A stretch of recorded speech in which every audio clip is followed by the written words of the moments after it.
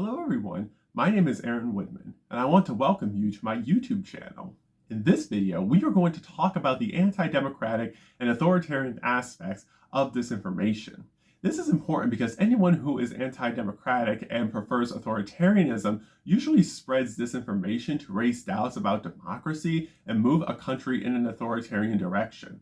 We are going to look more into why and how this happens. To start things off, I want to bring up a person named Richard Hofstadter. He was a two-time Pulitzer Prize-winning historian and professor of history at Columbia University. Hofstadter surveyed American history from the founding of the nation through McCarthyism in the 1950s. He noticed a pattern among a small and passionate minority on the fringes of the political spectrum. He called theirs the paranoid style simply because no other word adequately invokes the sense of heated exaggeration and suspiciousness that they exhibit. They believe a vast and sinister conspiracy is seeking to undermine and destroy their way of life.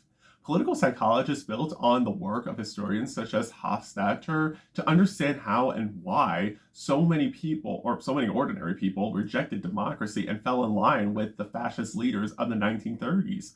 Political psychologists Jonathan Haidt and Karen Stenner published research on the authoritarian disposition, also called the anti-democratic personality.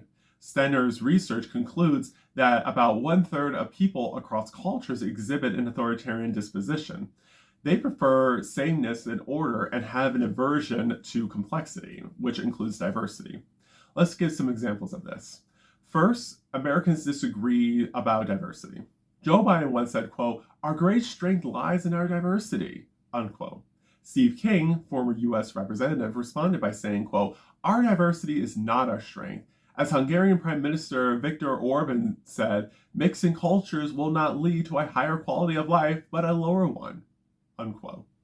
Second, Tucker Carlson, who was a former Fox News political commentator and drew an audience of more than 3 million viewers per night, he said, quote, "Can you think of other institutions such as, marriage or military units in which the less people have in common, the more cohesive they are?" Unquote. Third, Donald Trump creates normative threats.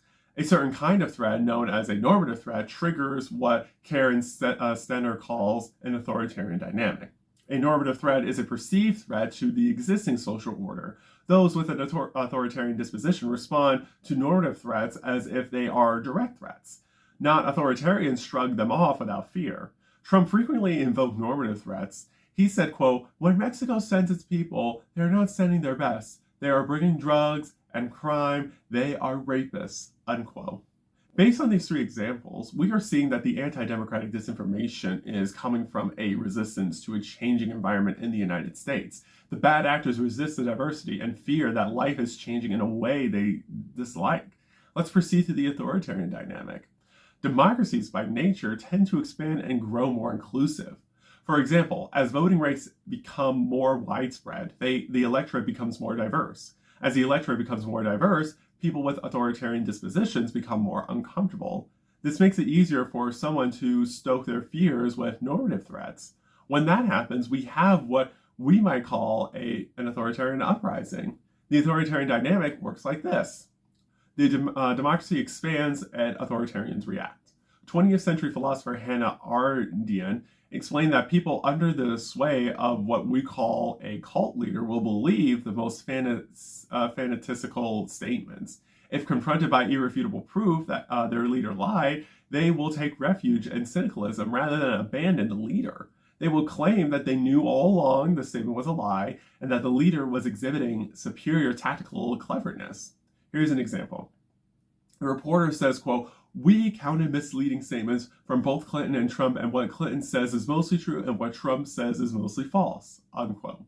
A Trump supporter responds by saying, quote, "Mostly true. See, she lies, they all lie. Hillary is scripted. She calculates everything she says. Trump lets it all loose. He's authentic," unquote. This shows a person would take a word and blow it out of proportion as a way to discredit someone else's statement, just so the person can make themselves feel good without addressing the true meaning of the statement. It is a way to unfairly change the narrative of a statement into something else. Professor Jennifer Mercica explained that a leader who disseminates deliberate lies is not trying to persuade. The leader is demanding compliance by signaling to the followers what lie they are expected to repeat. Here's an example. Person A says, quote, up is down, unquote. Person B says, quote, hey, wait, up is not down, unquote. Person A responds by saying, quote, whose side are you on, ours or theirs, unquote. Person B responds by saying, quote, okay, fine, up is down, unquote. So, obviously, up is not down, but this example shows that bad actors want others to conform with the narrative they point out and create an us versus them dilemma if someone disagrees with the bad actors. It makes it seem like you are betraying the bad actors by disagreeing with them on a false statement. When we conform to repeating lies, the lies just perpetuate without us stopping it. Let's proceed to the political psychology of people believing lies to the point they take it as the truth. Scholars Oliver Hall, Min J. Kim, and Ezra W. Zickerman Sivian in The Authentic Appeal of the Living Demagogue explains that people embrace a lying demagogue because they no longer think the government represents them or their interests. They want to destroy a political establishment that they think puts others ahead of them. They cheer the lies and the liar because they know the lies destroy them. Some supporters no doubt believe all the lies, but a significant number knowingly embrace the lies because they believe the lies point to an underlying truth. Take birtherism. Obama was not born in Kenya, but he is African American. So, for people who value sameness and think that those who are different cannot represent them, Obama is not a real American. Or take the lies about illegal immigrants.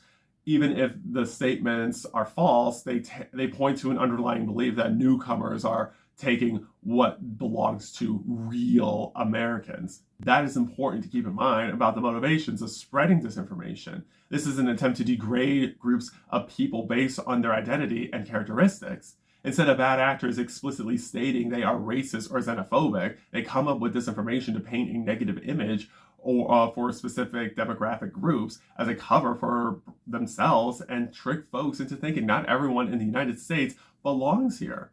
Again, that is why we need to pay close attention to why we continue to see so many outrageous statements about specific groups of people, since there is always a negative motivation behind it, and we cannot help the bad actors by spreading those false narratives.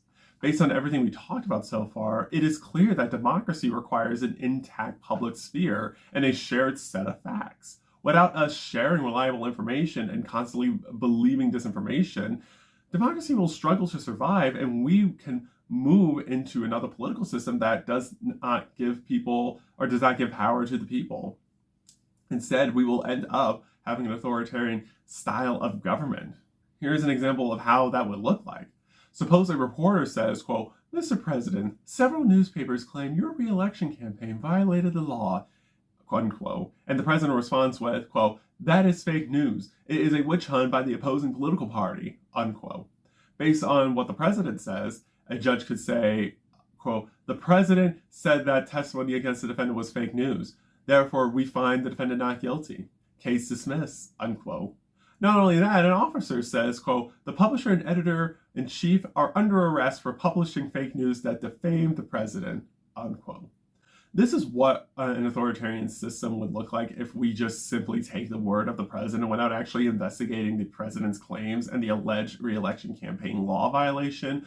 We just rush to judgment and lock people up for questioning the conduct of the president.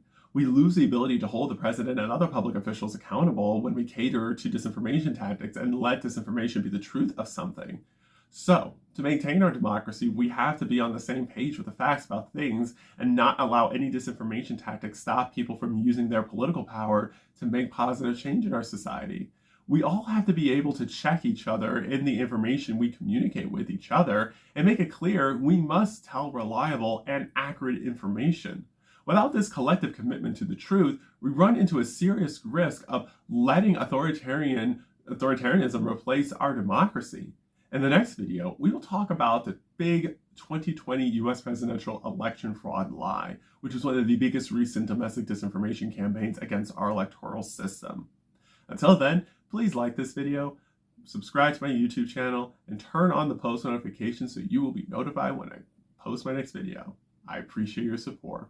Remember, you are powerful, you are capable, and you are the changemaker our society needs. Thank you so much for watching this video. I will see you soon.